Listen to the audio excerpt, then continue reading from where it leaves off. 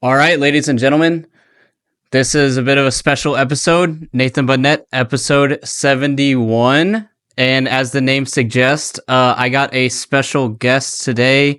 Actually, not even really a guest, one of the original co host of the show. So for episode 71, I figured that we would go ahead and reunite plus 71, which was the original name for the podcast. Something minor as well to get out of the way. I did get a new mic. We did have a bit of technical difficulties before the stream, before the episode. So hopefully the audio and everything is good. And I changed the originally this mic was glowing and all that with the LEDs, but I didn't want it to be too distracting. So I set it to the nice blue color that the channel is known for. So with that being said, what's up, Fernando? It's been like 3 years, man. 3 long years. Yeah, it's great to be back, man. I missed this. Yeah, man. So with that being said, sort of the reunion episode, do you want to kind of reflect on sort of what's been up with you? Again, it's been 3 years. I know me and you have talked about sort of what you've been going through. I don't know how much you're willing to share on the episode with the people, but you've been going through some tough stuff. So if you're open to talking about it, kind of why you left the show at the start and everything, because I know that I've talked a little bit about like how you left and everything. Obviously, not like diving into your personal stuff, but I got some people that were like, because I mentioned that I had an original co-host and everything, and everybody was like, "Oh, well, was there drama and like all that? Was there beef?" And I told him I was like, "Nah, it's all good. He just had some personal stuff going on and had to leave." So yeah, man, if you're open to talking about sort of everything that you had to deal with in 2020. Obviously, 2020 was a rough year for a lot of people, but yours actually isn't very COVID related. But yeah, again, just whatever you're open to talking about, and we can segue that into everything else. Yeah, thankfully, it wasn't COVID related. I know that was a stressful time. For me, it was more late 2020. I started experiencing some like stomach issues. It was a lot of like pain, and and I honestly brushed it off, which was probably irresponsible of me. But I still went on. We started plus 71, and everything was good, and then I want to say later in 2021 is when I experienced like more severe symptoms. I'm a person that, doesn't really like going to the hospital, doesn't really like going to the doctors. So it was mean like, oh, it'll pass. But whenever these things go on for months and months and you see your condition deteriorating, uh, I had to just, I had to go to the hospital, and there was just lots of blood work, lots of examination, X-rays, all that fun stuff. And Mm-hmm. so what they said I had, I'm just they singing wasn't really audio low. Just real quick. specific. They had just a random name for it, and it's not really a random name. It's just they basically said that there is just something wrong with my digestive system, and basically, unfortunately, I had God, I'm trying to find the words for it. I had internal damage, and I had scarring in my large intestine, and there was actually a hole, and that's what they said was causing the problems. They said that for some reason or the other, and 4 years later, yeah, I still haven't found the reason for it, but I just had a hole in my large intestine, and whatever caused that additionally caused some scarring as well, and it was just a miserable time. And it's actually, unfortunately, one of the reasons that led me to leave school in person to come home and take care of my health here at home. And honestly, these past couple of years have been countless surgeries. I mean, we were talking like like 4 or 5 surgeries a year every year since like 2022, and Um, yeah, not fun. Yeah, not fun at all. Yeah, it does not sound fun. But to kind of end that on a positive note, though, you did say that you are taking online classes again, right? You Yeah, got a job again, so kind of re entering society, getting out of the hospital, kind of somewhat getting back to a normal life, at least again, somewhat at least. So so praise to you, man. You fought thank this you. out, and seems to be going a lot better, luckily. So, um, Yeah, with that said, I am going to. We're recording this about a week before Christmas, but I'm going to upload this because I said in my best of 2024 video that that was going to be my last video for 2024. So I'm going to try and release this as the very first episode in January of 2025. With that said, January 11th of 2021 marks the very first episode that we uploaded of Plus 71, the very first video. So it will be technically the 4 year anniversary. I came and 4 years. visited you on the first year anniversary and everything. A lot has changed. I again with all of your health stuff going on, I wasn't able to actually go drive down and see you as I did last time for the 1 year anniversary. But with all that said, kind of your um, your reflections on sort of how the podcast has changed, where the channel has gone, and everything, as you have a very personal look on it as somebody that was once part of the channel and then again had to step away. So it's like you are sort of a viewer, but you are a viewer that was once a part of the project. Yeah. I think the best way for me to sum it up is like, dude, I'm immensely proud of you. I mean, when you first brought it up to me, it was something exciting. This is something like, cool. This is, it's time together. We'll hang out for a couple hours, get away from the old boring school activities and whatnot. And now to see how far you've grown, I mean, dude, I am honored and blessed to have been, at least a small part of that journey, and to see how far it has gone is insane. And, I may not have been able to, continue it, and that is, truly a regret of mine. But Mm-hmm. seeing you go, watching your videos, especially watching videos, during recovery from surgery, I mean, you have truly made those times much more enjoyable. And to see you, all your videos, see how far you've gone, man. Mm-hmm. Shout out to you. It's always been you. You were always the main thing that made this part successful. You made Plus 71 successful, and you've made Nathan Burnett wildly successful beyond anyone's expectations. And for that, that's all I can say. Well, thank you, man. I really do appreciate that praise, man. But with all that said, I always try and make it a point whenever I talk about milestones and things like that. Like again, I addressed this in best of 2024, best of 2023, when we hit 1K, all that. I always try and make it a point to bring you up in the conversation because this was something that started with you, and I don't want to just I don't want to social network you like freaking what's his name, Mark Zuckerberg and Eduardo Saverin. I was about to say Andrew Garfield, but that's the actor. Like I don't want to just cut you out and act like you never existed and were never a part of it. So that's why anytime something big happens, I really try and include you in it, man. So you Thank deserve you. praise as well. Like you were um whenever you talk about the creation of something, you always want to remember the people that came before you. So I never want to exclude you. Um, Even if like again I took over the channel and kind of like and it's more of a solo project now. That doesn't mean that you aren't a part of these accomplishments.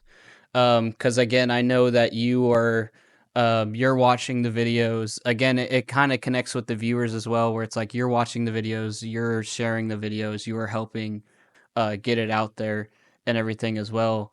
You're a part of the community, and you're not just a normal viewer, but again, you are somebody that has like participated in this. Um, and yeah, I always want to make sure you're included. And that's why for the longest time, like I was trying to get back in contact with you.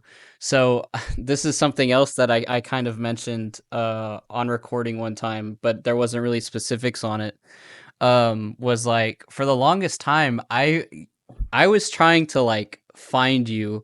Like it was almost kind of weird because it was almost like in a stalker way, but like it was like with positive intention where I was like, I gotta track this dude down, man, because I need to like, I have a series on basketball players called Give Them Roses, but this was like I want to give you your roses, um but like so like I was trying to track down like your social media because like all of your social media had switched accounts. I tried like texting your number, wasn't getting a response from your number. All this like reached out to your Twitter, tried to DM you on Instagram. I even reached out to other people at Lamar that were still at the university to see like, hey, were you still working at the Panda Express or still at the university, so they could at least find you and tell you like to check your phone or something. um, but for like a year, again, this is like last time I talked to you was like 1 year anniversary, and now this is gonna be 4 year anniversary. So it was like a good 2 years or so that we just could not get in contact. Finally, I reached out to either the person on your Instagram or the person on your Twitter that like you and said that you didn't have access to the account anymore, but they knew you and gave me your new number, and I was finally able to text you, and that's when we started catching up, and then you updated me on your health issues. And then ever since I got back in contact with you, like one of the first things we talked about was like, hey, when can we record again? Like I kept checking in on you, seeing like, hey, you doing good, praying on, you being better. And one of the things, like you even said, like you watched the videos during surgery, you told me like one of the things that was kind of a positive thing to quote unquote keep you going, I guess. um I don't know how other way to phrase it. Like it's not like you had like cancer or anything, so I don't know if keep you Yeah. going is like the right verbiage, but like Oh, but to making your keep. day a bit brighter. Yeah, exactly. Like the thing that like kind of kept you in a positive mindset was like the videos, and you wanted to be involved again. So like we kept saying like, give me updates when you're better, and as soon as you start feeling better, we will record a reunion episode. And it just so happened that as you started getting better, we started reaching the 71 episode, and I was like, "Oh, this is perfect. This perfect timing. 71 plus 71." Um so yeah, like this is I'm glad that like I was able to reach back out to you, and again, this was like one of the first, like this was the thing that a lot of our conversation revolved around, was like, let's get you back into this thing.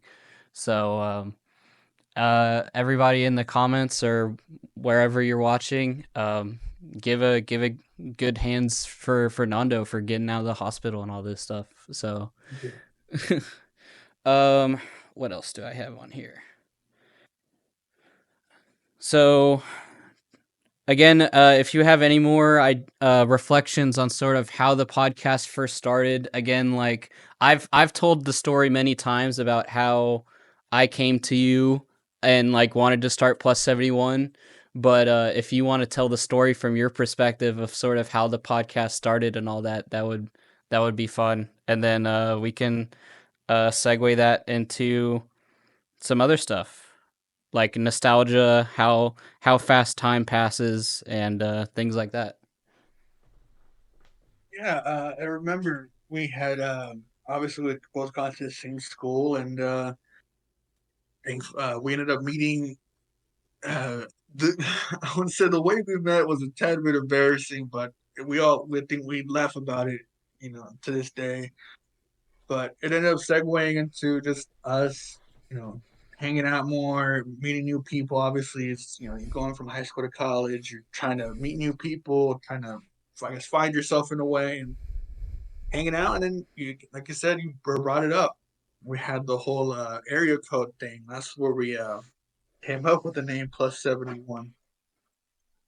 And yeah, I remember thinking like, yeah, this will be fun. I said I worked at Panda Express for that brief period, and classes were going. Obviously, new city, meeting new people. This was a fun way to talk about a sport that you love and just hang out with a bro. And Mm-hmm. so I remember Irish Spring episode, the Cardinal stuff that we brought up. I mean, all of it. I Some got it of the somewhere. most. Yeah, oh, that is. Again, I always try and make you included, bro. So I remember we emptied this bottle because we had a whole debate about ginger people are the only people that use Irish Spring. So we emptied this bottle and we put tape over it and we wrote ginger soap. And it's been as simple. It's something simple. It's just a bottle of Irish Spring, but we took the logo off, and it's even though it's just like an empty soap bottle, it's been on the bookshelf here ever since. So I unfortunately, and it's like one of like something that hurts because again, I want to like remember the nostalgia. I ended up having to throw that cardinal away, unfortunately, because the I got a new cat like a while ago, um, and like it found the cardinal and it thought it was a cat toy, and it ripped that thing apart. It like especially because it's bird shaped too. It decapitated that thing, man. It was gruesome. So I was like, oh no. So yeah, it is what it is. But I still have the ginger soap. Um, what's some other stuff I have? I still have this, which is something I got after Lamar, but it was something that the bird would sit upon. So Nathan Burnett, loser of the week. that's something I need to bring back, man. That was something I did when the podcast first started, and what I would do is I would talk about a coach, a ref, a player, whatever it is that week that was like notably terrible, and they would be the Nathan Butnett loser of the week for that week. So obviously, like last season, it was pretty much just the Pistons, and then now it's pretty much just the Wizards. But I'm gonna do I'm gonna do a hot take. Ooh, hear it. To bring back my Nathan Butnett loser of the week, I'm gonna put the Nuggets. Even though the The Nug number three. even though the Nuggets are seen as one of the best teams, we all know, and this is gonna be my newest video. We all know that Jokic is that team. If Jokic leaves, like there is no team there. And they just lost to again, we were just talking about the Wizards. The Nuggets recently lost to the Wizards with Jokic putting up like 40 or 50. So I am actually bold take gonna put the Denver Nuggets as my loser of the week. I'll tell you, but you're right. The Nuggets, Jokic is the Nuggets. Without Jokic, there is no Nuggets. Exactly, I mean, man. Um So is there anything else like notable you wanted to talk about that's happened in your life like the last 3 years? Like again, I did a Q&A episode recently because I got a new job, this new apartment. I'm in a relationship since last time we talked. So, all that good stuff. So I wasn't sure if you kind of had your own life updates outside of the hospital or if that was kind of it. uh, it, It's hard to be in a relationship and go to school and all that when you're in the hospital, unfortunately. So I imagine. yeah. I mean, it's gonna sound so lame, man. This is probably, um, like I said, there's a lot of hospital visits. First name basis with the doctors at this point. That's probably my most like notable thing with in my life these past few years. Uh, unfortunately 2023 ended like just me because I did was in school for 2023, and even despite all the warnings, by all like the hey, you need to leave for your own health. Like if you're over there, we can't treat you. Blah blah blah. Uh, by 2020, the highlight of my 2023 was like working at GameStop for a few months. Uh, Mm, that was a tad fun. But there is one big thing I have been working on that's sort of been like pushing me on, something to do while recovering, while something to distract me from all the problems in the world. And that's I have been working on a project that is I don't know what I want it to be yet. At first it was hey, let's make this a graphic novel. Then it's like, oh, I don't know how to draw. Let me start writing. Oh, make it a book, or maybe I'll make it a short couple series. I'll hire some people, I'll find some people to do the voice acting, and we'll do that. But working on this little project of mine has been little. It's been sort of my only update to life, I guess, so to speak. I mean, uh, still, I'm with family. They've sort of been they've been the only ones keeping me company. Every once in a while, I'll do something, fun like work is fun. I resell, so going video game shopping. I love video games. Playing video games, probably mm. what the only thing I can really update you with. But working on that project, doing whole world building, writing had always been a big passion of mine. So That's sick, just man. yeah, that's honestly all I have to I, update I you with. That's I told you I'm working on a indie game too, right? yeah, Spirits of Jinmenju, right? Yeah. I've seen that on social media, and I was just like, that was so cool, man. I'm happy for you that for that too. I mean, Nathan Burnett, Spirits of Jumanji, you are living the life. I gotta say. I mean, it's definitely busy. I'll say that. I don't know if it's the life, but maybe once the game comes out. But it's busy trying to orchestrate everything. It's like being the director of a movie where it's like you got to make sure the writers are good, you got to make sure the special effects are good, you got to make sure the actors, say their lines correctly, like all this stuff. So it's a lot of moving parts with the indie game, and then obviously I do this as well, and then I'm not a full time YouTuber. Um, I don't want to say yet because I don't know if I'll ever make it a full time. But I obviously like with that I have like my actual full time career. So it's like I'm basically in front of a computer for 16 hours a day, which is not very healthy.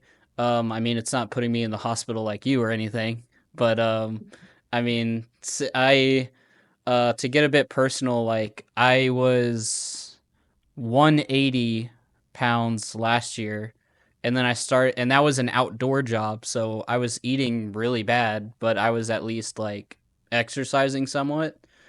Now I'm at an indoor like sit down office job, and then I'm also working on my indie game and the podcast and everything. So again, I'm sitting down for like 16 hours a day, and so I am currently at like 220, 225, which I've never even been over 200 in my life. So now I'm like trying to get back down at least to kind of where I was. I want to try and get down to 170 by April because that's whenever I take my international trip. Um, I haven't talked much about the international trip, but I won't go into it here because it's not too important to the podcast or anything. But um, yeah, that's kind of where I'm at right now. Um, but yeah, I'm glad that you have found something that you like doing, at least playing video games, all that good stuff, doing your resale, working on your project. So it sounds like you still have some decent stuff going for you. So that's good. Last sort of like reunion thing here, and then we'll get into actual basketball. Um, you said that you watched a lot of the videos as you were going into surgery, things like that. Um, again, sort of kept up with it. It kept you positive. I'm not sure how often you kept up with the channel before we got back in contact. I don't know if you always kept up with it or just once I actually like started texting you again, if you kind of got back into it because we were talking again or what. But I'm curious. As sort of the voice of you can kind of speak on behalf of other viewers and say what you think that your favorite moment or favorite video, things like that was. Especially, again, you have a unique perspective, kind of knowing what goes into everything. Yeah, yeah, and that's so keeping up with the channel. I mean, it's tough as you well may know. Not only did this take a physical toll on me, but mentally, it did take a toll. So it was really sporadic, and I do want to apologize for not, keeping in contact as much as I could have or It's all should good, man. have. And It's all good. so uh, it's really sporadic. It's just, when you feel down, it is rough. And I did say at that time I wasn't talking to anyone. I was just basically in bed rest and not doing much of anything. So keeping up with the channel specifically, it was very sporadic. I honestly, the world kind of flew me by. It's a hard thing to explain, but in terms of like my favorite moments, um, it is rough, because I don't want to be like, oh, I wasn't paying attention at all, but uh, a lot of the time when I would watch videos, it is sometimes a lot of I'm just on medication or um, it's really hard to explain. It's hard for Mm-hmm. me to pick a moment because that in my life really has been a blur. And in this semester, I wasn't able to truly catch up with it much due to finally getting back to school, taking classes, and unfortunately, I'm not capable of saying anything right now for that. No, it's perfectly understandable, man. Perfectly understandable. Again, you don't need to apologize for not being in contact either, because again, I know that that was like a rough time for you and everything. Um, I was just curious because I know I've sent you some videos and you were like, oh, this is heat, this is gas. So I was just wondering if you had checked out like any other ones and had a favorite. But if you don't have a favorite, perfectly fine. Um, but I was just curious about it. Um, Especially because recently again I had my best of 2024 video and I actually had the other viewers vote in a poll like the Oscars and say which video they thought that was their favorite. So I was wondering what your perspective on it was, but it's all good. With that being said, we'll finally go into the basketball stuff. I know a lot of people are here for the basketball stuff, but again, sort of sentimental. This was the original co-host and all that, and we haven't talked in like 3 years, so we did had to make this a bit of a special episode, kind of catch up, get all the sentimental and nostalgia stuff out of the way. Um, so, but if you are only here for the basketball stuff, we're gonna go ahead and jump into that. And again, there's always timestamps below if you want to jump to a certain topic. So I'll give you the choice as to which one we talk about first because I have a few here, but I'm not sure which order we want to go into.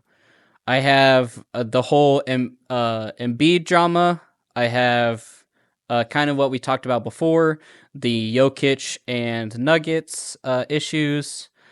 Talk about the Hawks because this is another video I have planned, and a lot of people have brought it up on Reddit because Reddit is a bunch of math nerds just like me. That the Hawks are one of the only perfect 50% teams. I don't know if you've seen that. Um, and then we have the Cavs resurgence, the Emirates Cup, the refs, draft picks, and then the classic Houston and Spurs catch up. So, It was just the Houston Spurs catch us for last for sure. mm-hmm. Embiid drama. Let's start with that. That's probably the funniest topic, and that you mentioned, and I love it. Let's go with that one. Have you been keeping up with it and everything? What are your thoughts on Yeah, it? Just going in. no back to backs. That's what? Mm-hmm. And that for me, that is just because I know there was the whole rule now implemented that you have to play X amount of games to be qualified for awards now, and that's what sort of the 76ers never really had, I guess, enough playoff success to be like, oh well, we're gonna go for the fight, we're going for it all this year. And Embiid Mm-hmm. fans just go for MVP, MVP. That's the only thing Embiid goes for these days. It's disappointing because I think it was Kobe that said it, right, that he wants to play every game because what if a kid goes to a certain game and then he's not able to play? Mm-hmm. That kid went to go see Kobe. What about all these kids that went to go see Embiid? With no back to backs, load, him just taking time out. It feels Mm-hmm. soft to me. You know what's crazy about that is the fact that you brought up the like, oh, what if a kid goes to a game and doesn't see him? I think if I go back to one of the very first 71 episodes, again, like 4 years ago, I think that we had a similar conversation about Kawhi and the load management issue. And I think you used like that exact statement, like, oh, what if somebody goes to a game and doesn't even get to see their favorite player? So outside of like before I give my take, I just want to point out that like in 4 years a lot changes as we talked about, but at the same time some other things never change. The fact that there's going to be load management in the NBA, people are going to be mad about it, and everything else like that. So but my take on it is I am glad that Embiid is getting the hate that he deserves for once, because I have always been on the side that Maxey is the true star of the 76ers. And I constantly got backlash for that and like, oh, that's a hot take and all that. And I kept telling people like Embiid needs to take a step back, let Maxey be the guard. You know, like there was a play, I'm pretty sure it was a playoff game that Maxey yeah, I think it was a playoff game because I think this like stopped them from elimination, if I remember. Um, Embiid was like either sitting out or injured or something, and Maxey like single handedly had like 50 points and kept them like in the game. And so I was like, that's exactly what happens when Maxey actually is able to get the ball and not have Embiid try and act like he's freaking Shaq out there, where he has to get the ball and everything else. Um, and I also had the hot take a while back that everybody hated me on, that Embiid's MVP is undeserved. And I called it the shut the fuck up MVP. I called it the pity MVP, things like that, because if you remember Embiid was up for MVP like multiple years in a row, and then he kept getting injured, and then Embiid and his fans and the 76ers fans always complained and was like, well, if he wasn't injured, he would have won it this year, and like all that for like 2 or 3 years in a row. So finally, like I didn't even think Embiid deserved it that year, but the NBA and voter fatigue kind of knew that like, well, if we don't give it to Embiid this year, that means that we're gonna have to deal with the comments for the next year that Embiid should have deserved it. He should have won it 2 years ago if he wasn't injured. And so again, I call it the shut the fuck up MVP, because it's like the NBA was like, here, fucking take it, damn, like you know what I mean? So that's always been my take, and then people always hated on it, and then people, with that MVP conversation, people tried to be like, oh well, Embiid and Jokic, it's this huge rivalry, they're neck and neck, and I was like, y'all are fucking clowns. And now we look at it like a year or two later, and Embiid is the laughing stock of the NBA, and Jokic is one of the greatest players in the league right now, and I'm over here like with my picket, like with my freaking pitchfork and my torch, being like, "I told y'all, I tried to tell y'all 3 years ago."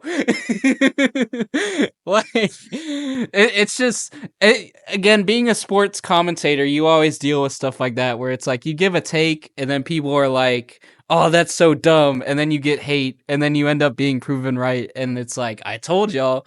Because I've mentioned this many times, I had to deal with that whenever I talked about Harden going to the Clippers, and I had to I talked about the Timberwolves in 7.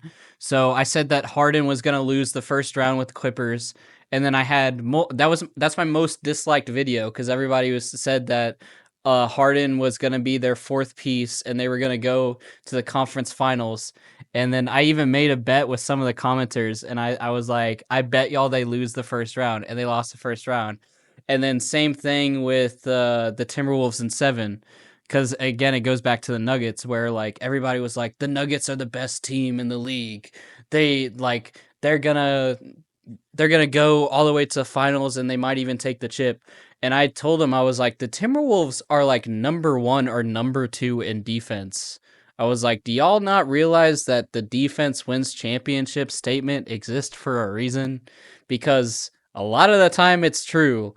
So I was like, I bet y'all that the Timberwolves take this. This was like when the playoffs first started. I made my playoff bracket, and I said, I bet y'all the Timberwolves will take the Nuggets to 7, and they will win in 7 based off of defense alone. And that is essentially what happened. They went to 7 games, and they ended up winning. And I was worried that we lost the games in Minnesota, because I thought that the elevation was gonna affect the games with the Nuggets. So I was worried when we went to. I was worried that when the season was going on, that we were gonna lose Game 6, because um, it was either Game 5 or Game 6. Was like the Nuggets were up 3-2, I believe, and then it was a game in Denver, and I was like, oh well, they're up 3-2, and we're gonna be playing in elevation. Like, this is gonna suck. And then they ended up taking it to 7, and I was like, oh, let's go. We just need to win Game 7, and then my prediction is correct, and that's exactly what happened. So again, it just comes with the territory of being a sports commentator, where it's like you give takes and people think they're wrong. But again, it's to me, it's like I feel vindicated that Embiid is finally getting like what he deserves, and that like there's no more Embiid versus Jokic debate. And I brought up the hot take as well. It was on it was on another episode that the recording got lost, so I don't think I've said it on camera yet, because again, the footage got lost. But I had originally said that it has come full circle, where um Kawhi got all this hate for sitting out, and yet Kawhi, whenever he does play, is an amazing player, but people think he sucks because he sits out so much. And then I was like, well, Embiid sits out just as much, and he's not half the player Kawhi is. So why is Embiid not getting all this hate? I was like, if Embiid is going to sit out all this much, and y'all are going to attack Kawhi, why not push all this negativity to Embiid? Because again, like when Kawhi plays, at least he is an all-star caliber player when he plays, and Embiid like is a second round exit almost every single time. So why are we aiming the hate in the incorrect direction? And now, like again, it's finally gone full circle, where now Kawhi is getting the hate off of him because of the lawsuit with his trainer, where a lot of the injuries turns out aren't even really his fault. And now Embiid has done all of this stuff to kind of get more attention to him, and it's like it's finally happening. So I know I kind of I think rambled for a bit there. I don't know if you have anything to add, but I think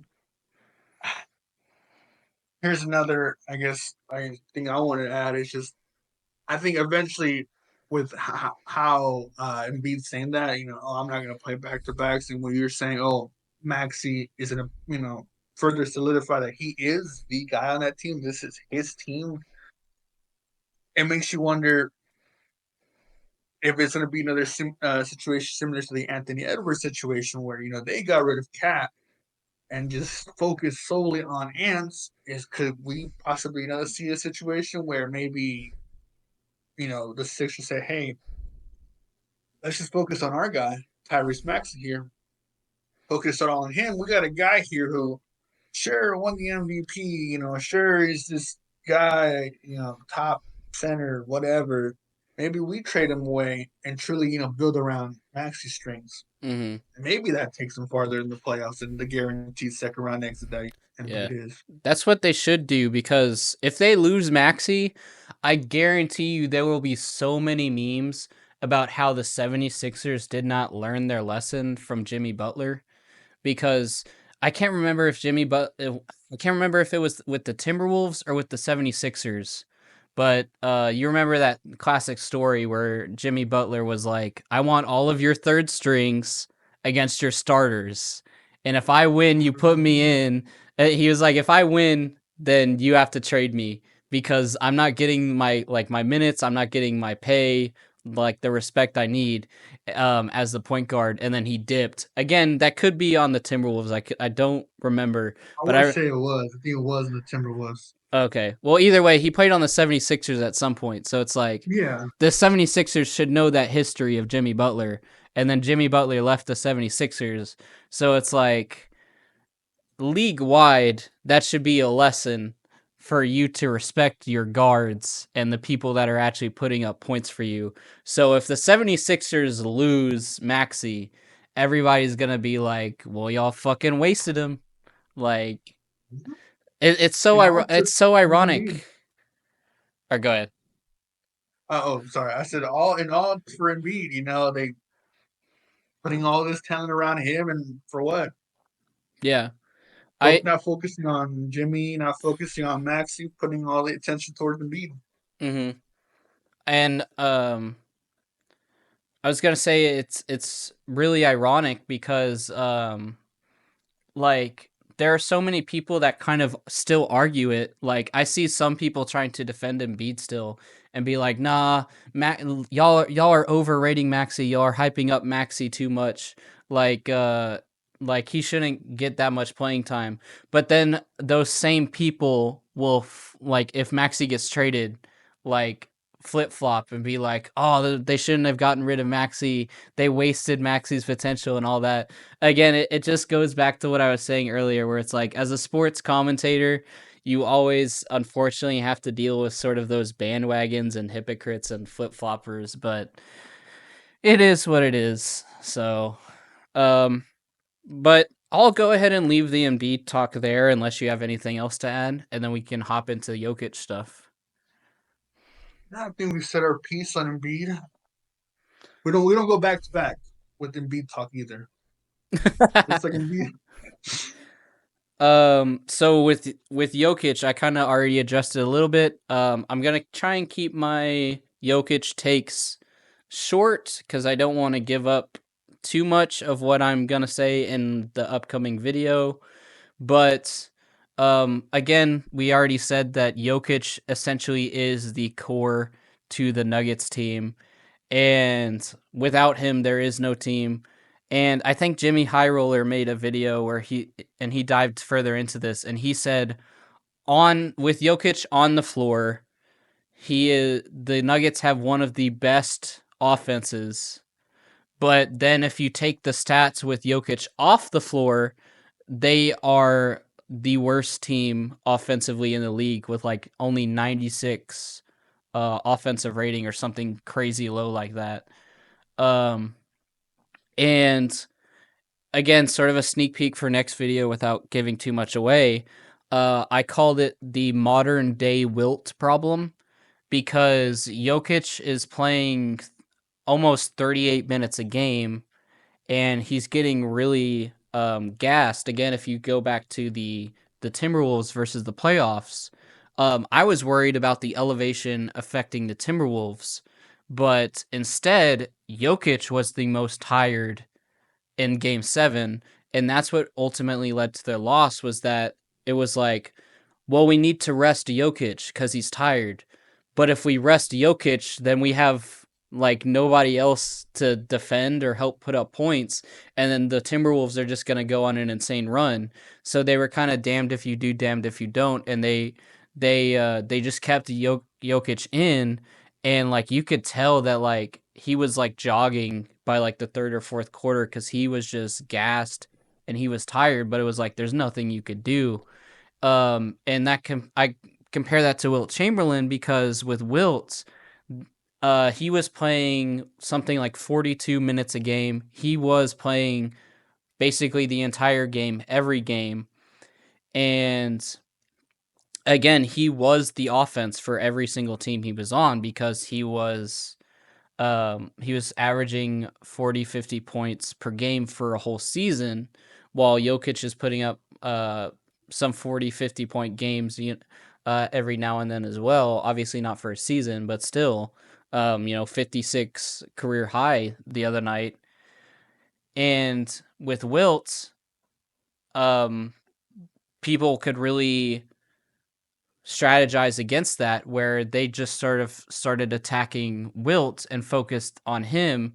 And so whenever Wilt was shut down, there was no team. And again, even with Wilt's offense, I did a whole video diving into Wilt, and I mentioned how even with Wilt averaging 50 points per game, his teams were usually last in offensive rating.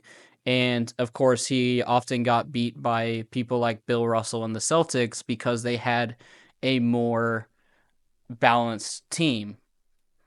And again, that's happening with Jokic, where he's going up against teams that are more balanced, like the Timberwolves or whoever it may be, that kind of have a more spread out talent, and they're ultimately coming up short. Again, with the Wizards, they lost to the Wizards, even with the Wizards missing Kyle Kuzma.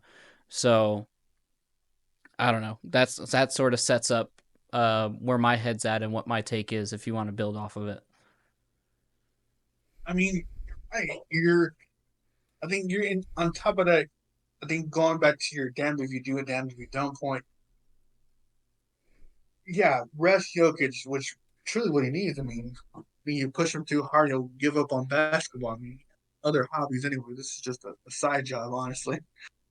Um, you're gonna risk injuring the guy, and then you're gonna risk putting yourself in a position where, shit, we don't got Jokic anymore because we pushed him. He was our only option. We put him out there, or maybe we're closer, maybe getting close to that 40, 41 minutes a game mark because we can't afford to put him down, to sit him down. Mm-hmm. It's just a worrisome situation because if you keep pushing him, if he gets hurt, what's next? A long losing streak because you're all the only talent your all the best talent your team had got hurt because he was playing too much. Mm-hmm. It's a stressful situation for sure for Nuggets fans and just Nuggets period. Mm-hmm. And with that, like, again, I dive further into the stats in the other video, but um, Rusty Buckets has also talked about this, where he talked about Wilt, and he made the blunt statement that said, if you have a player that is in the top 100 all time for usage rating, you are not winning a championship. The only players that have ever done it is Michael Jordan, and that is it. And the next highest player to win a championship with the usage rating was Giannis, I think at either like 117 or 121, somewhere around that range. And Jokic right now is 157th in usage rating. So he's getting into sort of that danger zone. And Yeah. for this season, he is fifth. He is fifth this season for usage rating.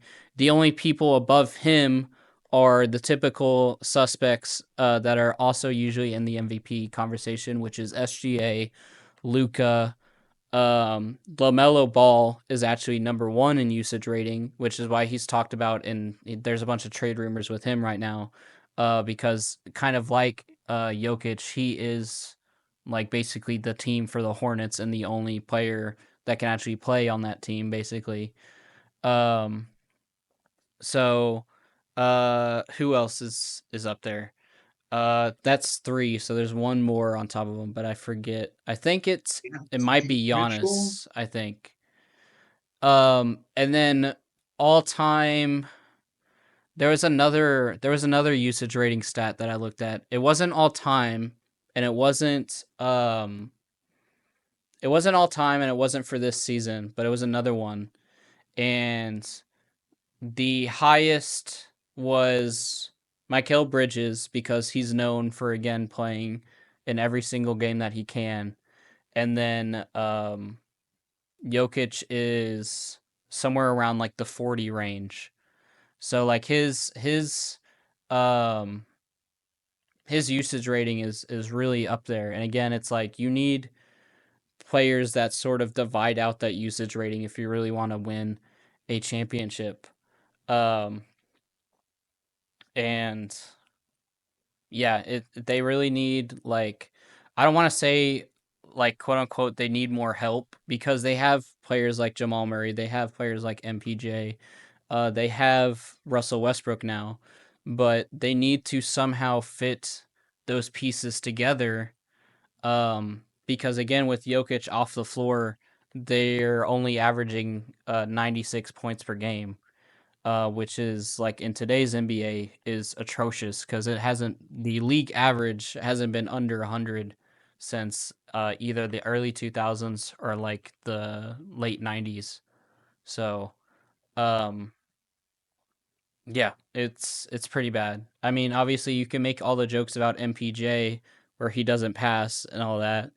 So, but Jokic himself is actually improving a lot, and it seems like he's having to pick up the slack because his teammates aren't stepping up. Because again, in that Jimmy High Roller video, he talked about how again the strategy was a lot like what it was for Wilt, where it was like we'll crowd him in the paint, um, and Jokic would ultimately um, get defeated in the paint if like people like three or four people were on him in the paint. But now he has this excellent passing ability. He's able to pass it out to teammates to make the three. And now even himself is shooting like high 40s to 50% from three. So it's like if they try and push him out beyond the arc where centers don't typically shoot from, he's swishing it. He's swishing it and he's like buckets. So there's really like Jokic is making sure that his game is versatile and making sure that there's nothing you can do to defend him.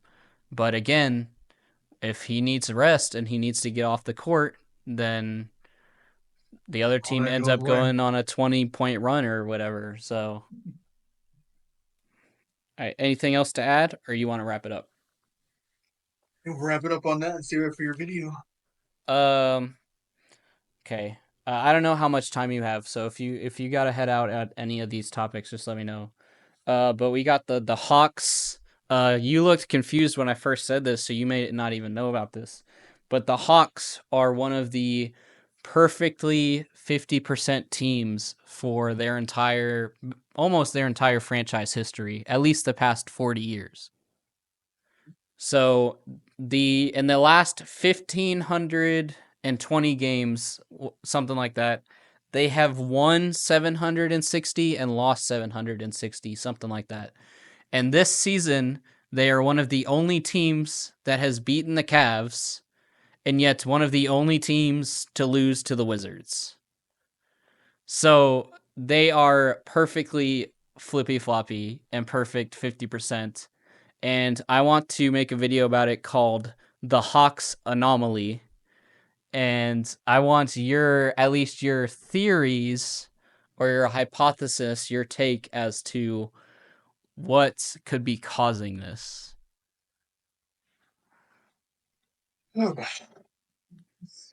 Because again, it isn't just like this season or the past few seasons. This is something that has spanned the last, like, again, 1,500 games, which is like 20, 30, 40 years.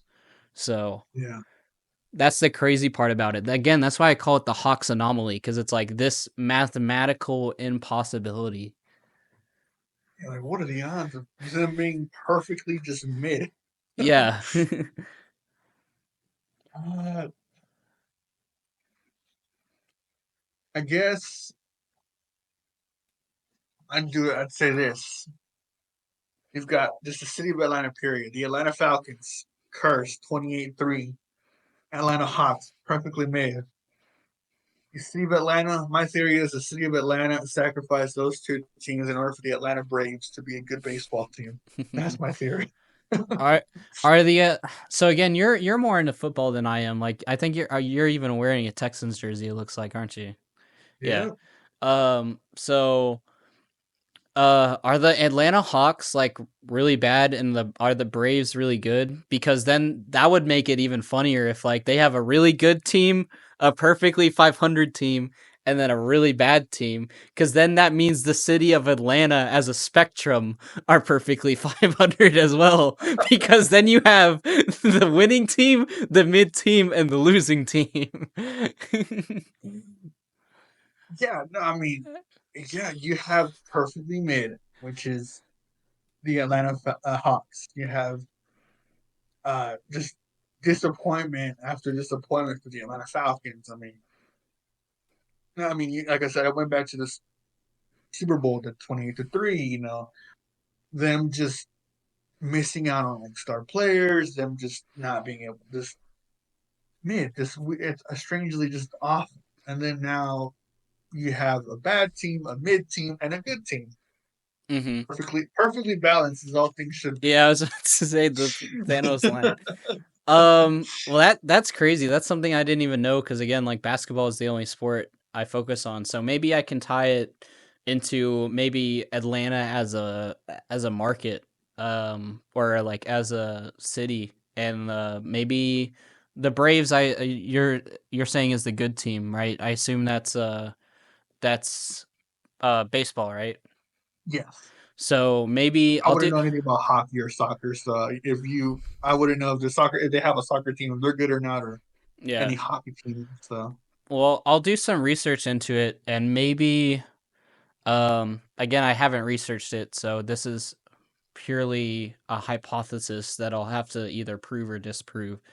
But maybe there is a higher like baseball fan population as compared to the other sports, and maybe like it plays into the marketability and the fan base of Atlanta itself. I don't know. I'll have to do some research into it, but kind of like you said with the curse, like the other thing is every time they're doing well, they get injuries and some other things like that. So it seems like it really is something almost supernatural going on with them. It's kind of they're in a weird spot. Again, they've not been only 500 this season or last season or since the bubble. They've been like 500 since like the days of Hakeem, basically. So, um, yeah, it's pretty crazy. Um, but on the opposite of that, we can talk about the Cavs. So this is something that once again, just like the Embiid thing, I brought up years ago, and everybody was like, "What is this bozo talking about?" Um, I have a controversial video where I said the Cavs are secretly rebuilding the 2014 Spurs. And everybody was like, "Bro, what?" And I was like, "Think about it. Evan Mobley is low key like your Tim Duncan. You had Jared Allen. You have Jared Allen there for as a decent center. Um, you have you had Ricky Rubio there, not anymore, but you have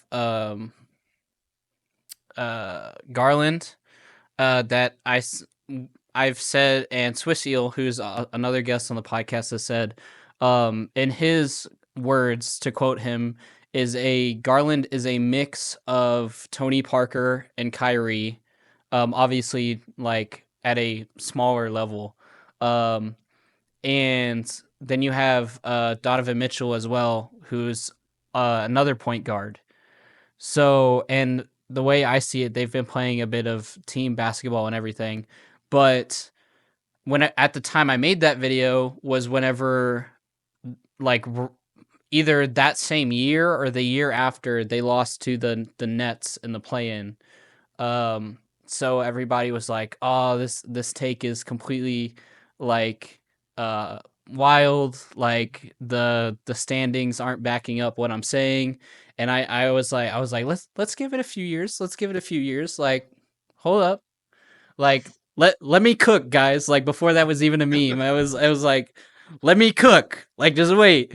And then finally, like now the only teams that they've lost to are again the Hawks, which is just an anomaly, and then the Celtics, which is even as much as I hate the Celtics, one of the best teams in the league right now, at least statistically. Um, and even whenever they faced the Celtics, both the Cavs and the Celtics were facing injuries. So if you have both fully healthy teams, who knows if the Celtics win again or if the Cavs end up taking it? Who's to say? I don't like speculating on what if injuries, especially because I love that the Bucks won the 2021 championship, and there's the whole thing of like if Kyrie was healthy and if KD's foot was smaller and all that. So I don't like to speculate. But but again, like the Cavs, nobody is really standing in their way right now. And I just think back to that video I made, and I was like, I told y'all guys, I told y'all, let me cook. So, any thoughts on that? Have you been keeping up with the Cavs? They're good. Jeez, I did not see it coming. I honestly thought, yeah, Mitchell's gonna be out of there after a while. I don't know why they traded for him. And then I remember everyone giving crap to the Rockets. Oh, how'd you know? Oh, why Jalen Green? Why not Mobley? Mm-hmm. And then there was the whole the Rockets made the Cavs unstoppable. They gave him Jared Allen. They gave him. I'm like, I did not see this coming. I thought this team was cursed. I thought, yeah, once you lost LeBron, they was just back to being the Cavs. Mm-hmm. Never saw this coming, but they're good. Mm-hmm. He said them, and they're them, the Celtics. They're teams that it may just be them in the East Eastern Conference Finals. Mm-hmm. I like that you brought up the LeBron thing too, because like they really do have something to prove. I saw a meme even about that where like was like LeBron like wasn't playing for whatever reason, or maybe the Lakers like just weren't playing that night.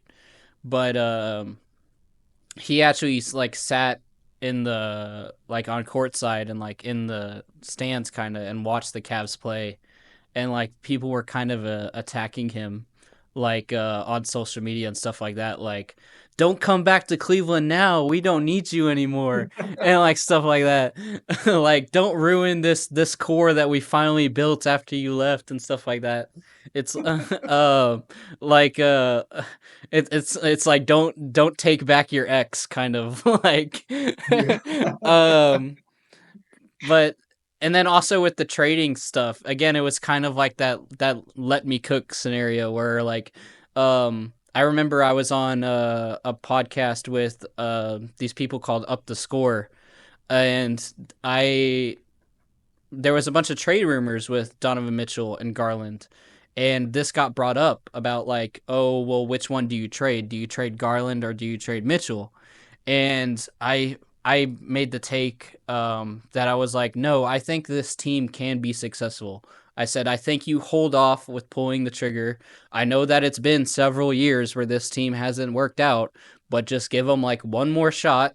And then I also talked about the mentorship between Ricky Rubio and Mitchell and both of those two towards Garland, where I pointed out a notable moment where um, Garland went up for a three in the playoffs against the Magic, missed it. They got the rebound. The pass went out to Mitchell, and Mitchell, instead of taking the three, passed it back out to Garland and like gave Garland a second chance, and then Garland switched it again. So that was like, in to me, like a prime example of like Mitchell's like leadership and mentorship, like in the game, being like, don't give up on this kid, like let him shoot, like, again, being the leader, like saying like, oh, he may have missed that shot, but let's give him another chance.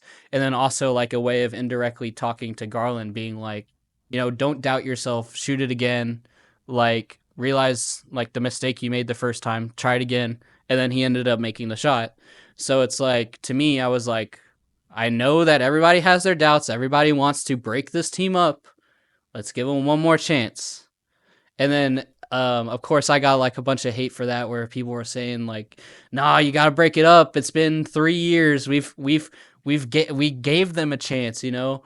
And then ultimately, they didn't end up trading anyone away, and now they're where they are now.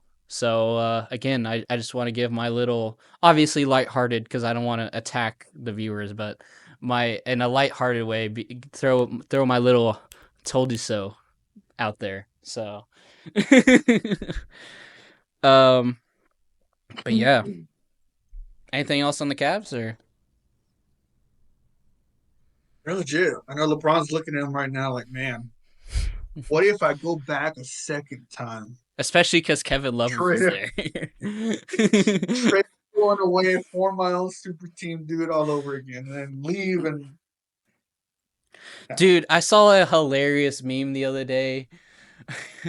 It was talking about LeBron is always most successful when he has that one white guy on the team, and it was a compilation of Austin Reeves, Kevin Love, I forget the other guys, but like there was the one guy that lost his shoe in the game. Um and yeah, and it was like a compilation of like all like the 3-point shooters that were white that LeBron was playing with, and those were all like championship teams. And I just thought the caption was hilarious, or it was like, LeBron always has to have that one white dude that can shoot. um Gotta call them the Kevin Loves, the Austin Reeves, the Alex Caruso. and Oh, Dalton it's all Connect now, the new one. Tom Connects. Did you see his jersey, by the way? That is the most ingenious thing. I have no idea. Okay, I'll just tell you his number, and you can see if you get it. He wears the number 4. Oh, Floor got it. Yeah, it is That's correct. genius. That is Because now nobody can mispronounce his name. Because like whenever he was playing in college, people always like thought the K was silent, and this other stuff they always called him like Necked, or like yeah. So it's like, nah, it's Connect 4. Oh, I just hit my mic. Sorry. that's a Um, great nickname there. yeah. Um, Next we've been going for a while, so I'll give you the choice of these three, and then we'll talk Houston Spurs stuff and then wrap it up. So we have the in season tournament, aka the Emirates Cup now. We have issues with refs, or we have your thought on recent draft picks like Alexander Sarr, stuff like that. I have a unique take on the cup that doesn't really deal with the cup itself, but deals with like the NBA media and everything. So, but I'll give you the choice of those three, because I got uh, some good takes for all three of those topics. Ooh, that's good. I do have some thoughts on Zach Richardson, Rick Shepard, Alex Sarr, and all them. Mm-hmm. Also, future draft picks that we have coming up.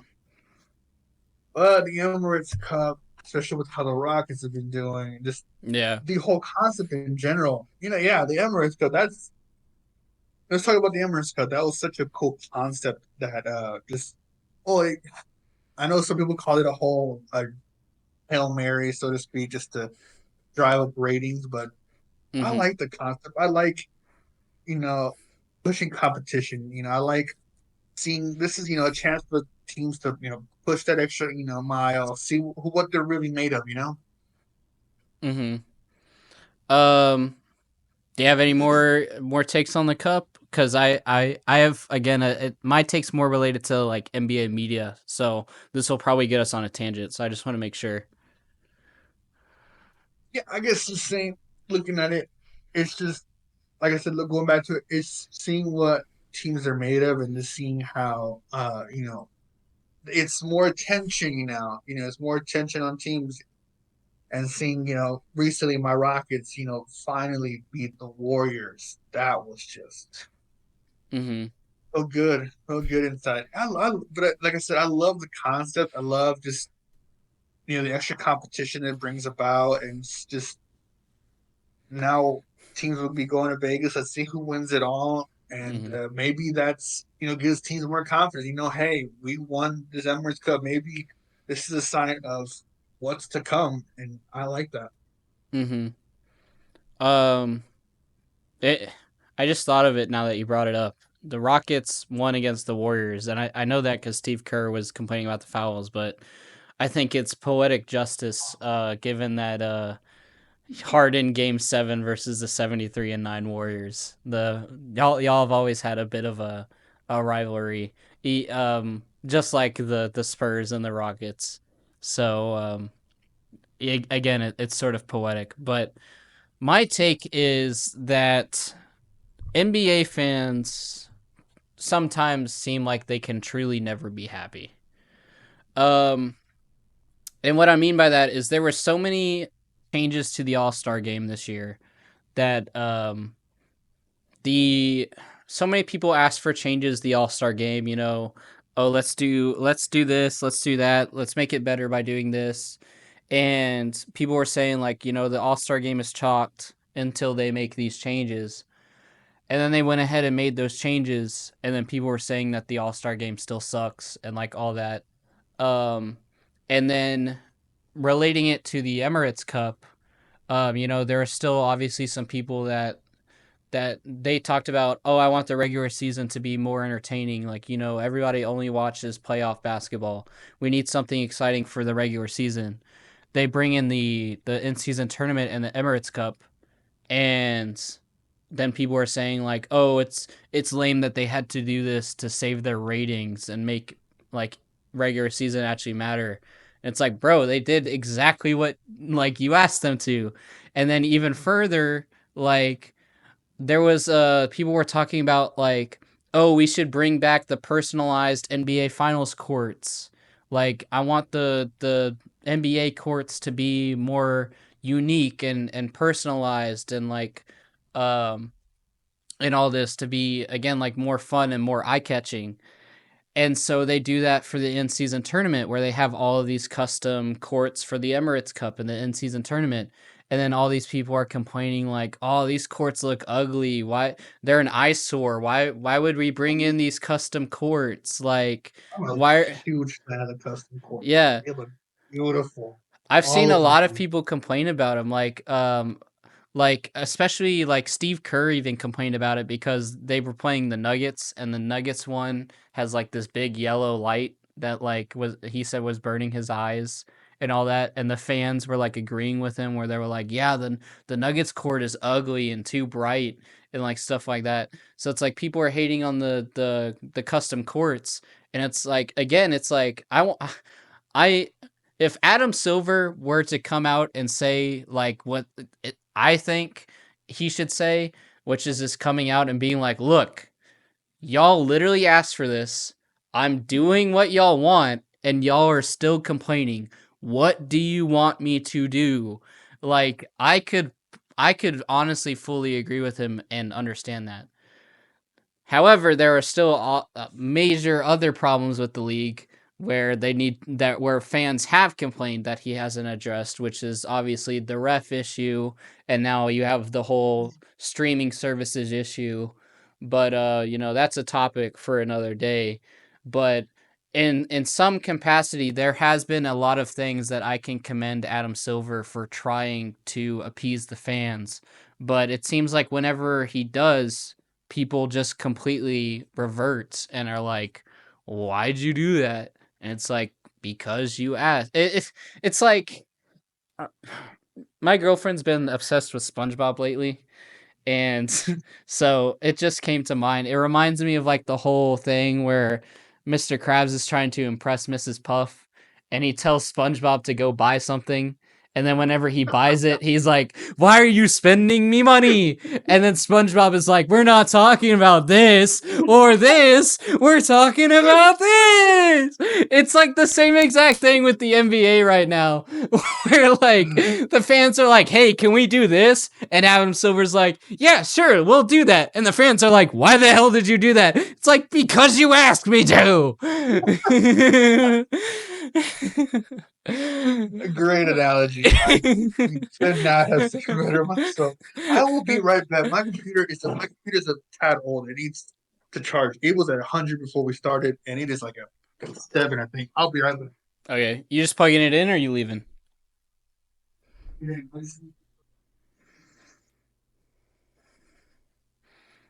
Intermission. Da da da da.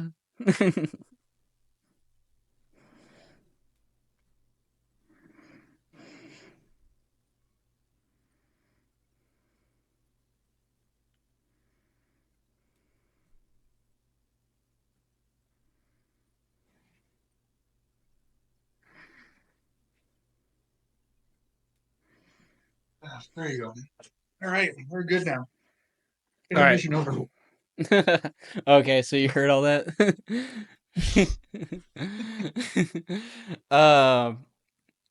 So, especially because your computer is starting to run low, and I think we've been going for. I think we started around 2:15 or 2 o'clock, and it's 3:30. So we've been probably going for about an hour 15.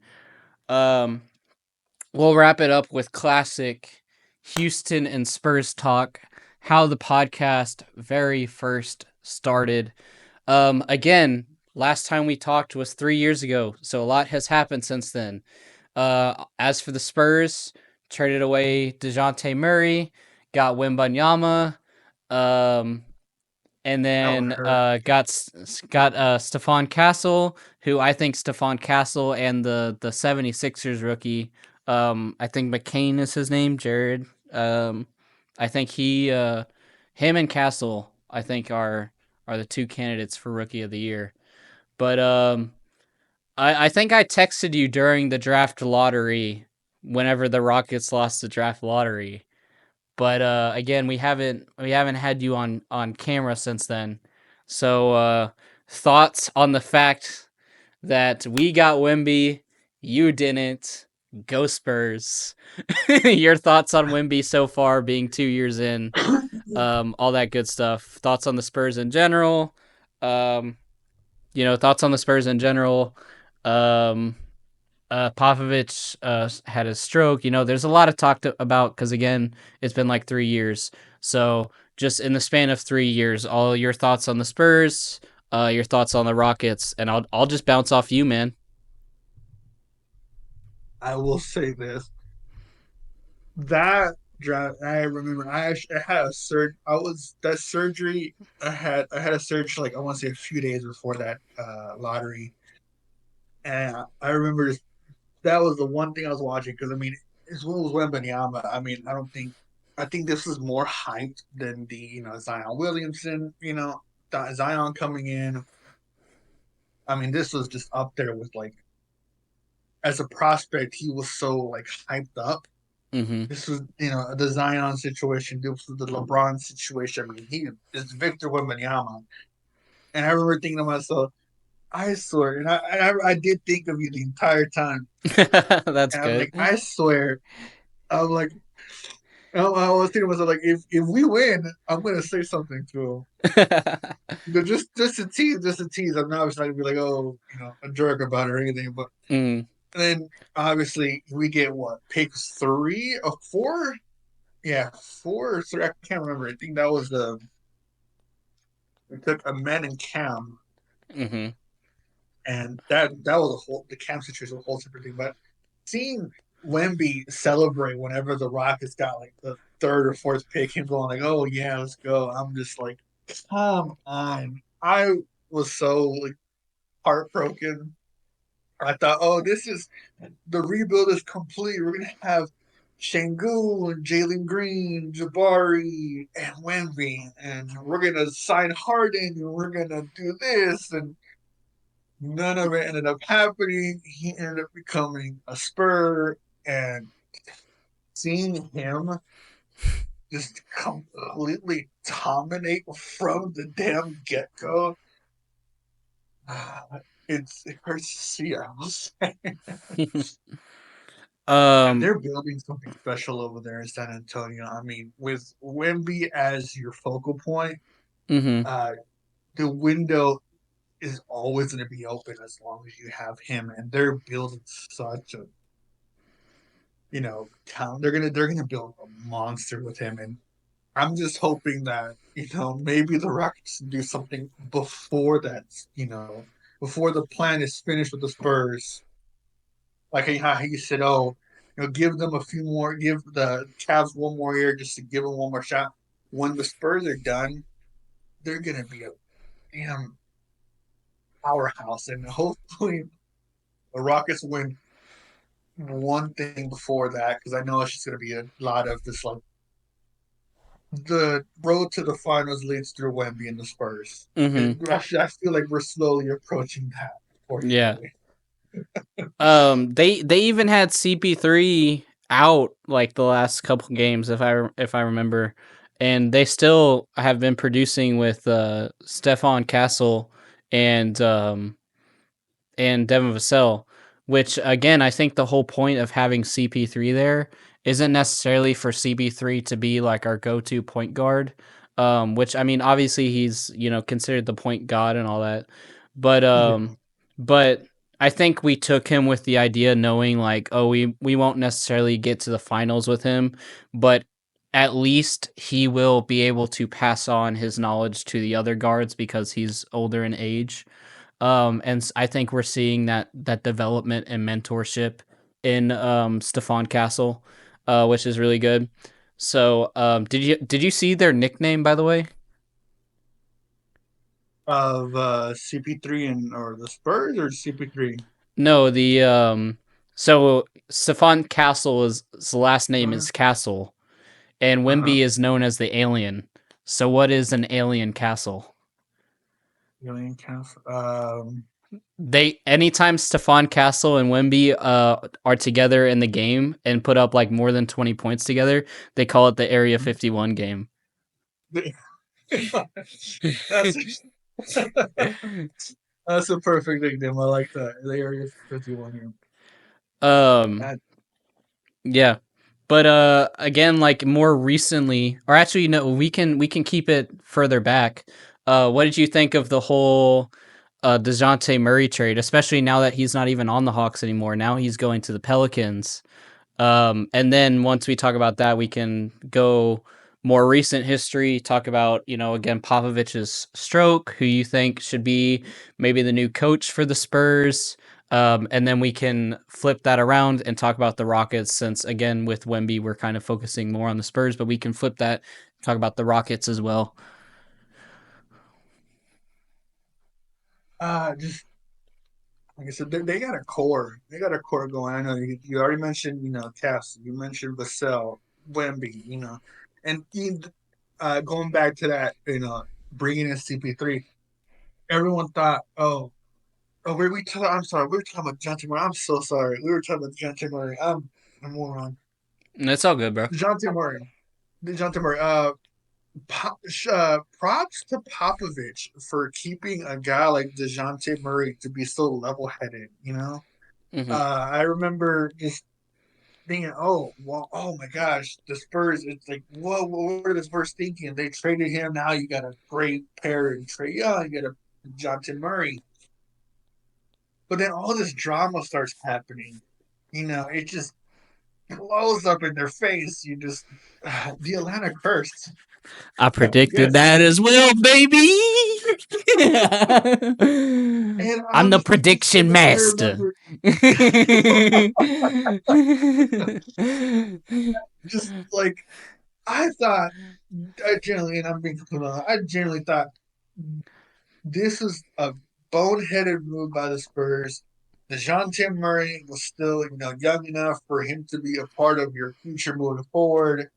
And, like what were the Spurs thinking?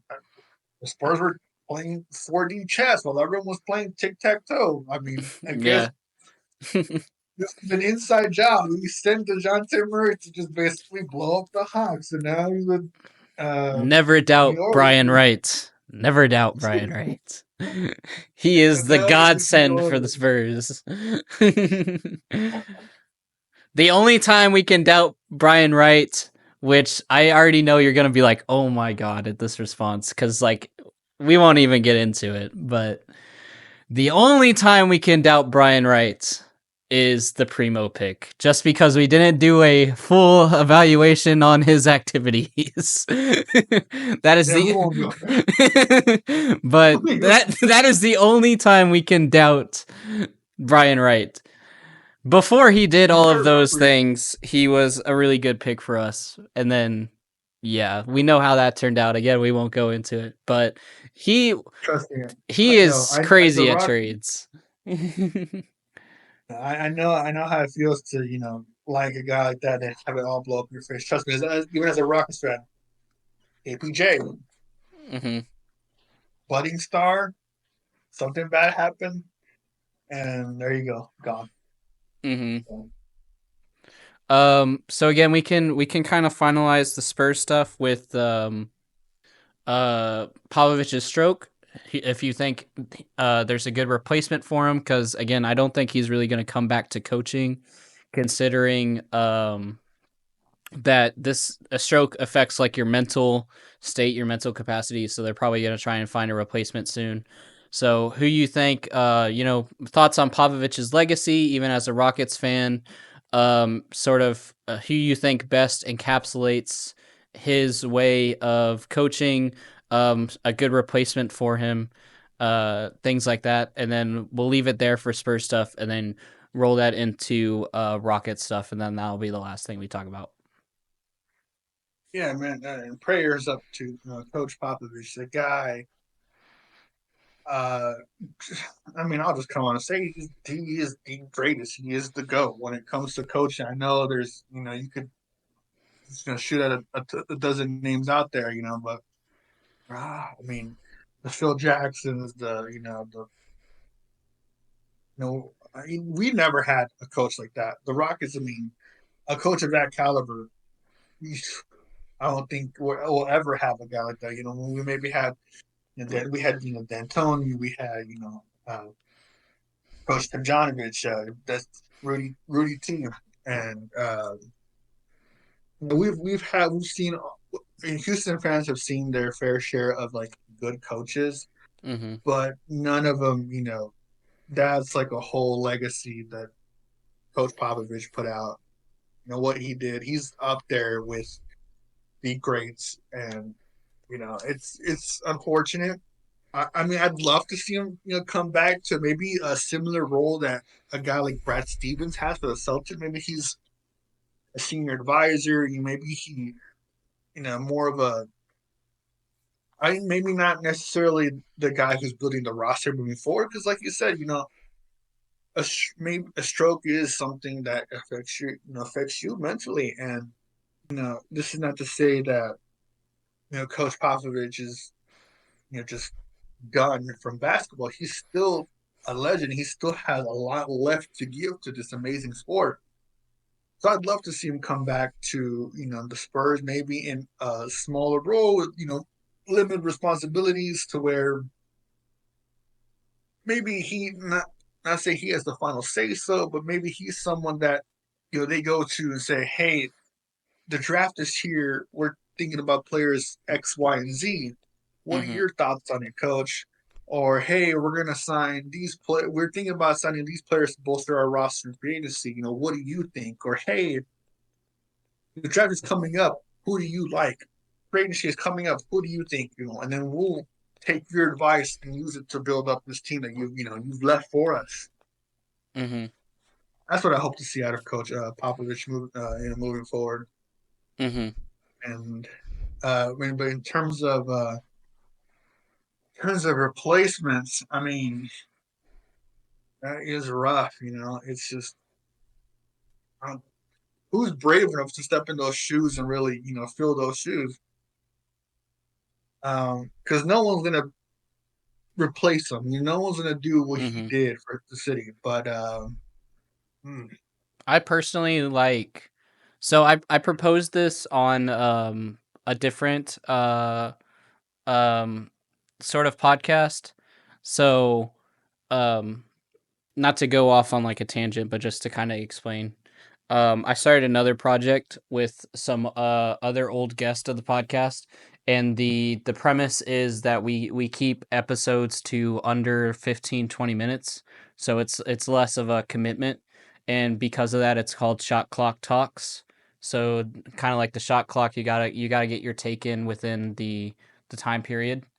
Um, mhm. with that, one of the things we talked about was pop stroke. And I said, hypothetically, ignoring coach contracts, like already committed to a team and stuff like that, if you could pick any coach to just come to the Spurs to replace Pop right now, who would it be? And I said, I would take Mike Brown, like hands down, Mike Brown from the Kings, because what he's doing with the Kings is exactly like what Pop was doing with the Spurs. Every minus DeMar DeRozan, DeMar DeRozan kind of came in and is kind of throwing this theory off. But prior to DeMar DeRozan, especially, the Kings were one of the last teams I felt personally, and the Cavs as well, which we already talked about, that are playing true position 1 through 5 basketball.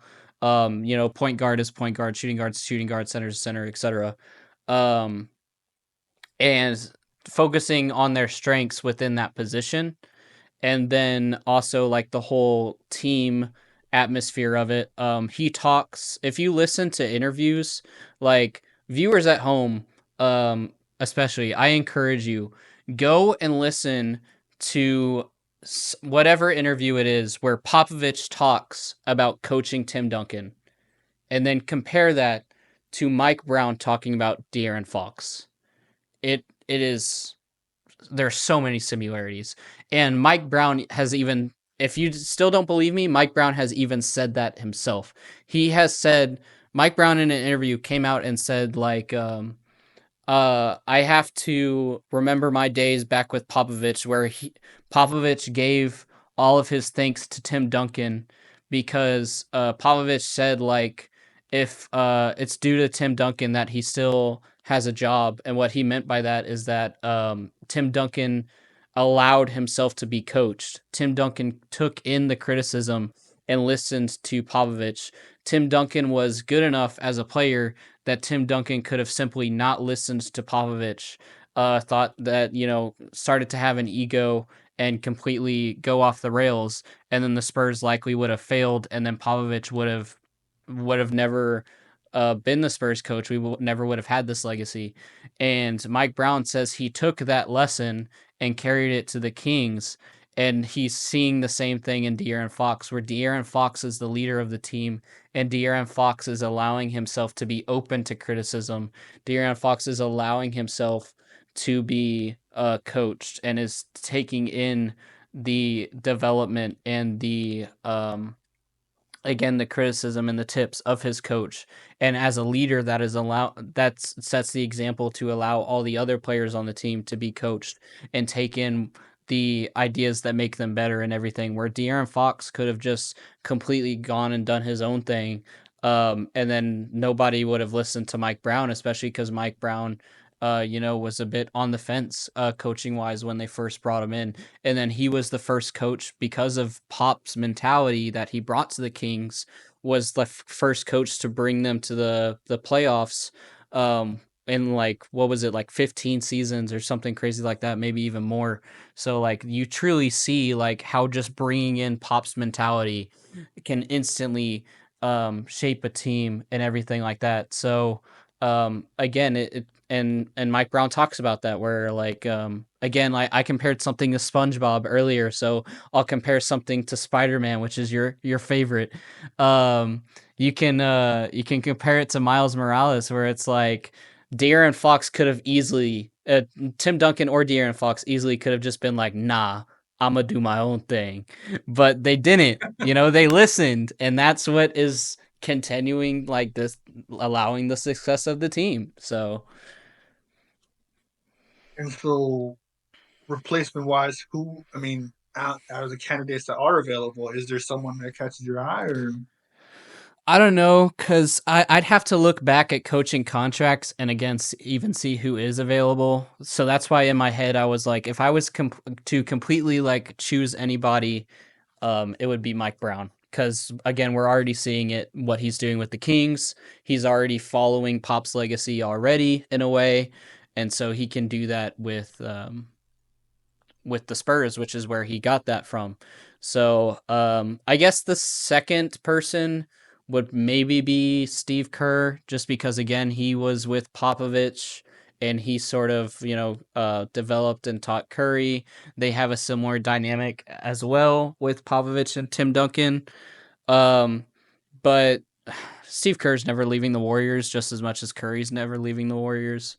So um, yeah. but again, I talked about on that other podcast where I think the number was something like 24 or 26, something in like the high 20s or mid 20s out of the 30 teams in the NBA have a coach that at one point was either coached by Pop as a player or was like an assistant coach on the Spurs. So it's like almost every single coach in the NBA right now has had some hand with Pop.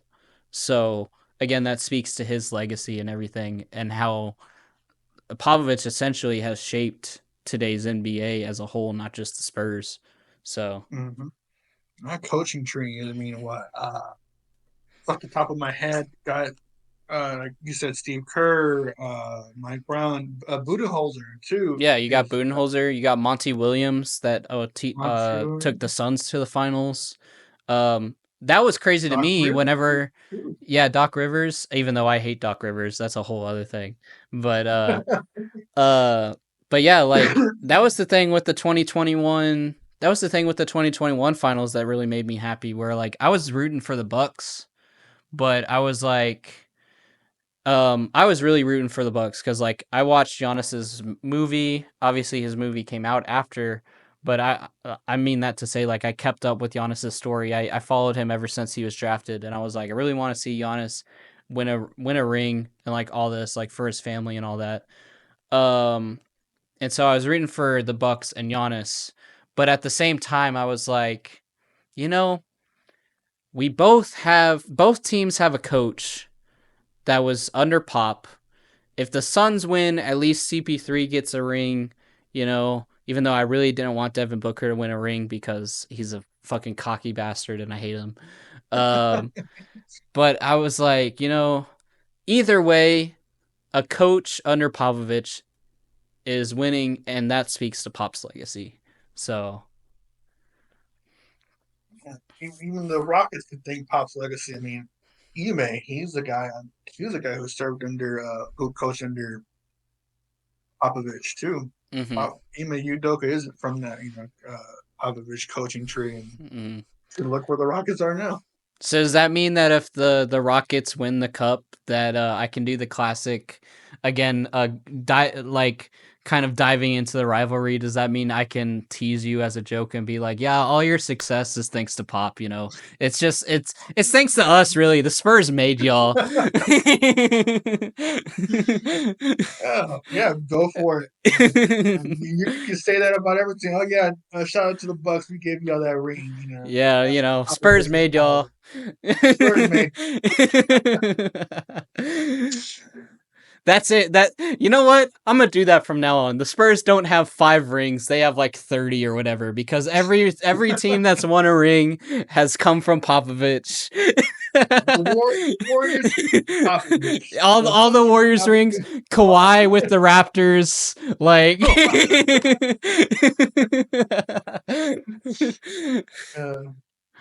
Uh, That's hilarious. I should start telling people that like are I have some friends at work that talk NBA with me. I should say that to them just to see their reaction. Like, yeah, did y'all know the Spurs actually have 30 rings?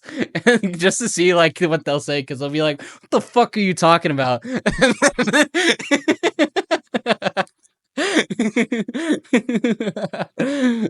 Yes, forget the Lakers Celtics rivalry. You know the Spurs have basically double. Like they have the Celtics Yeah, Lakers championships put together. So you know we're really on top. yeah. Popovich. And now I can no longer travel to Boston or LA after making that statement. I will have a No, target on my back. yeah. They take their Celtics and the Lakers seriously. You're not. That's two states gone. Yeah. Um. But yeah, if we want to again kind of with what I was just saying. Even though I was saying it as a joke again, like we can segue that into the Rocket stuff. Y'all have what's his name? DB? Is it Desmond Bain, right? That's Dylan, or no, Dylan Dylan Brooks. Brooks, It's the other DB. Dylan. I get them Yeah, mixed up all the time because their initials are the same. But yeah. yeah, that's who I'm thinking of. And then obviously you have Jalen Green has really been doing a lot better.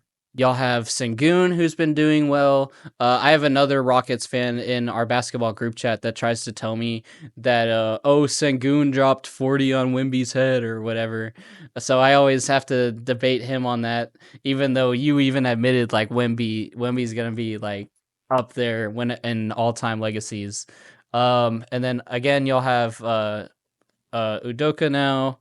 Y'all lost Harden to the Nets, that went to the 76ers, that went to the Clippers. So your thoughts on Harden? Your thoughts on maybe CB3 now that again he's on the Spurs, which rivaled the Rockets, and he went to the Warriors, which rivaled the Rockets as well. So now he's played for two Oh, rival teams, and then Russell Westbrook as well, going to the Lakers, then the Clippers, and now the Nuggets, which we talked about before. So y'all have had a lot of turnaround with y'all's players recently. So just again, we have 3 years of Rockets talk to catch up on. So whatever you think about all these players leaving, where those players are now, again, like CP3, the Spurs, um, and sort of where you think the team is headed, because y'all actually have been winning quite a lot. I think like last time I checked, y'all were like 18-3 or something crazy like that. we were the two seed at one point as well, which was, I mean, Mm-hmm. which was insane. I think, yeah, right now we're the. Now I don't think we're the two seed anymore. I think we're still top three. We're not. I think it's OKC, Memphis, Yeah, y'all are and us. 17. Y'all are 17-8 right now at the third seed, behind the Thunder and the Grizzlies, which is crazy Yeah, because that's only it says 2.5 games behind, because y'all are two losses behind, but y'all have three more losses because y'all have played more games. But I mean, the Thunder again have been people's favorite for a while, and y'all are yeah, only 2.5 games behind.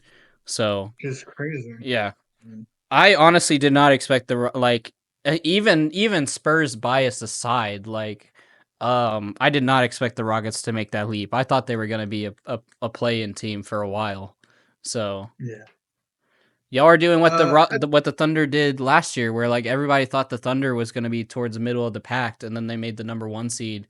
And I have a friend who's like a really big Thunder fan, and he was like, "Yeah, it's all right." He was like kind of being humble about it. He was like, "Yeah, it's okay that we lost the playoffs because at least we proved everybody wrong by getting the one seed." And like the Rockets are kind of doing that exact thing, being the number three seed now. So it's a shock. I mean, dude, we were in lumps of, I postpartum. Our core was John Wall, Victor Oladipo, DeMarcus Cousins, Christian Wood. I mean, where are those guys right now? hmm and that's how you know it's been like years, bro. Because I literally think like last time we talked, like we were talking about Christian Wood on the Rockets. That's how long it's been. So Exactly. It is quite the rebuild. I mean, year the Harden was still on the Nets at that point last time we talked. that Nets team, I thought that was a full man, but. Going from never winning the lottery, missing out on guys like Cade Cunningham, who I thought, oh, Cade all the way. Uh, and that didn't work out. We got Jalen Green, who I'm still a Jalen Green fan. I know he's inconsistent. I know one day he'll drop 40, the next day he'll drop 5. So I know that he's inconsistent, but he's so fun to watch. Then going from missing out on I remember that draft we got Jabari. Everyone thought Jabari was gonna be the first pick, so we didn't miss out on Jabari. People thought, oh, it'd be Jabari, Chet, and Paolo. Mm-hmm. Then it ended up switching Paolo, Chet, and Jabari. And then Mm-hmm. there was the then getting Shingun, getting then I remember last year whenever I finally started trying to pay more attention, I got a bit healthier, was able to say, okay, let me watch, let me start seeing, pay more attention to the Rockets. And then I remember not liking Amen Thompson. I remember thinking the dude can't shoot to save his life. He was just some scrub who played in Australia with his brother. Oh, Ben Thompson, he's gonna be a bust, and I was proven wrong. Thank God. Ben Mm-hmm. Thompson has been a stud for the Rockets, and then getting Cam Whitmore, getting signing guys like Dylan Brooks, trading for now a backup center in Steven Adams, and uh, now getting a sniper from three, Reed Shepard. I was like, Mm-hmm. that was finally a pick that I was like, okay, I'm happy with this pick. We've come a long way, and it's now amazing to see that you're going from a core of, like I said, John Wall, Boogie Cousins, Christian Wood to Jalen Green, Shingun, Aman, all them. Mm-hmm. I Finally, 4 days. I was still always hold it over your head though, since you brought up like past players that you thought Jay Tate was gonna win the Rookie of the Year, and I predicted it would be LaMelo Ball. That's all I'm saying. I will always hold that up over your head. Um, but yeah, like again, the Rockets seem like they're just kind of like for a while I thought they were going to be a play-in team where it seemed like they were just kind of trying to pick and choose players from trades. Like even with Dylan Brooks from the Grizzlies, like it seemed like they were just kind of getting the scraps from other teams and they were just sort of there for trades and nothing else for a lot of people it seemed like. Um and then now like I completely did not think that like Dylan Brooks um and who's the other Fred Van Vliet, that's who it is. Yeah. I was like they have an old point guard. What's his name? Cuz I was trying to remember and then I was like I remember he played for the Raptors. Fred Van Vliet. Um I thought that Fred Van Vliet was too old for the Rockets. I thought that Dylan Brooks was too much of like that temper Headache. character, like Draymond Green or Ron Artest. Like I thought that like Dylan Brooks wouldn't work out team chemistry wise with the Rockets, but again they're the number 3 seed, so it seems like it's working out. Um, Mhm. so, what do you think is their best thing to work on, or the thing that you think is really working for them that has propelled them all the way from like the 10th or 11th seed to the 3rd seed? Udoka, dude, Udoka was.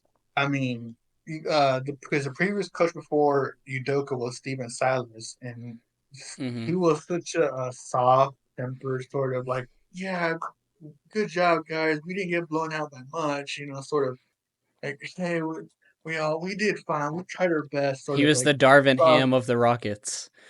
And it's just like, oh my god, come on, like Let's his go out there. patience was Salute. bad. I don't know if you've seen that. And it's just like Udoka's finally that guy who's like cussing these players out, who's actually a hard, he coaches hard. He's pushing guys to be better. Got now the team respects him. I don't think.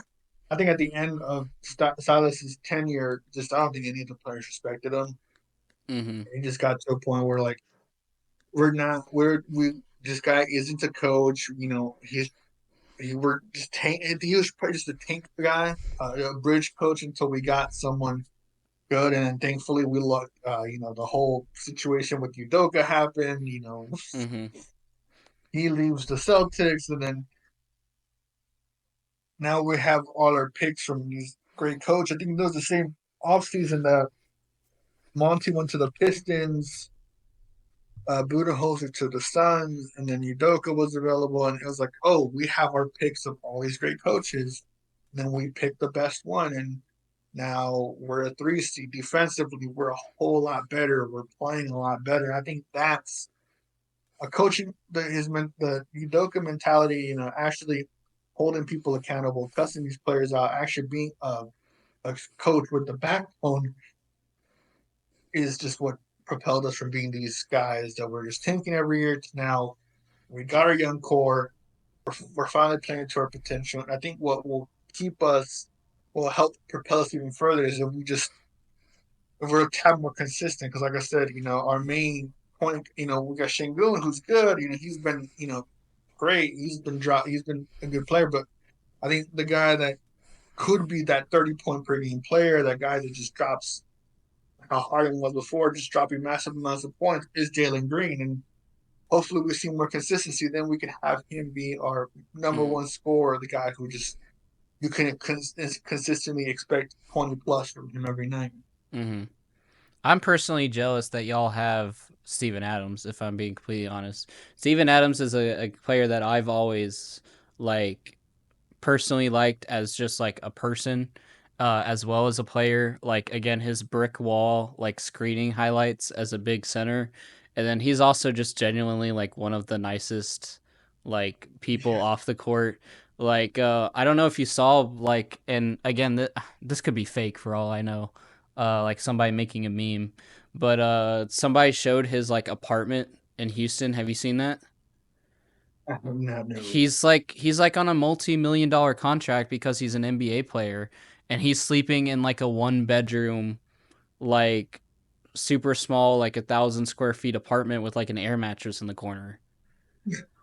And he's like, everybody's like, yeah, he's just being humble and saving his money. Like, even if he's making all these millions, doesn't mean he needs to spend it. So Yeah. he's like just chilling on an air mattress in Houston. So, um, yeah. Uh, but again, I've always liked him as a person, so that's someone I'm kind of jealous that you got, because I mean, again, I just like him in general, and like I don't know. It's like I don't want to root for him because he's on the Rockets, but at the same time, it's like I like him. But Well, hey, go back to imagine, imagine Steven Adams on the Spurs, bro. Wimby, like put Wimby at power forward, Steven Adams at center. That go crazy.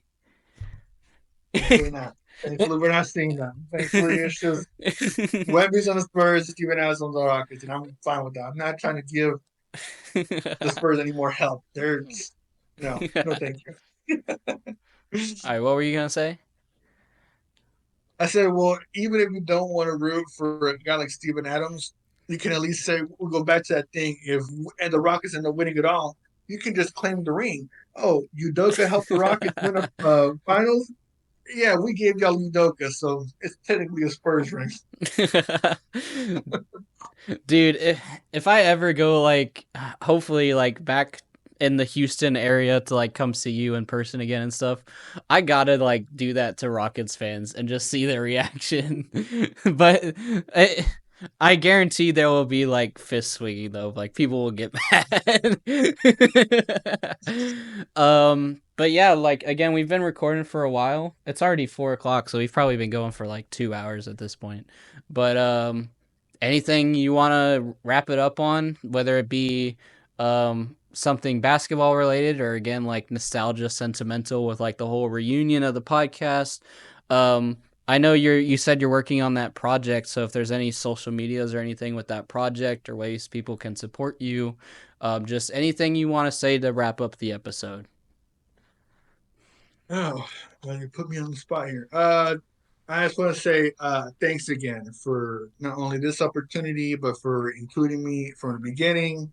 seeing this journey the way it's come now, just being able to not only be a part of it, but being able to watch from sort of the sidelines, so to speak, and watch this grow.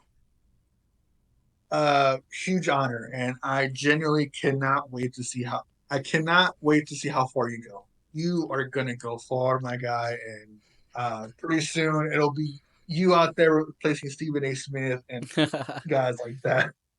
I hope so, man. Inside the NBA, no, it's not gonna be inside the NBA. It's not gonna be any of that. It's gonna be Nathan Burnett.